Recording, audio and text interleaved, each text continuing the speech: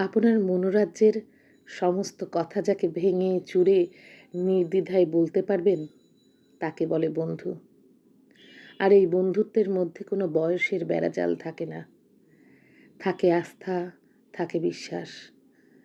একটা বয়স পরে অনেক বেশি মানুষের সাথে মিশতে ইচ্ছা করে না, নিজেকে মেলে ধরতে ইচ্ছে করে না।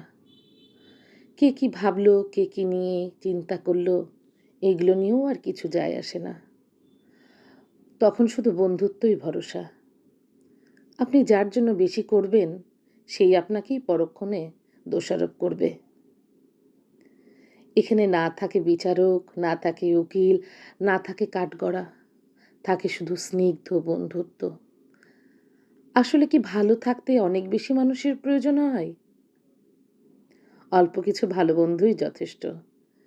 বন্ধুত্বের কাছে আপনি শুধুই বন্ধু। সেখানে না আপনি কারোর মেয়ে, না বোন, না ভাবি, না ননদ, না জা, না কোনো ছেলের বউ। এখানে ফ্যামিলি পলিটিক্স থাকে না, দেনা পাওনার হিসাব থাকে না, শুধু থাকে হাসি আর খুশি, যা একটা বয়স পরে অনেক কিছুর বিনিময়েও কিনতে পাওয়া যায় না।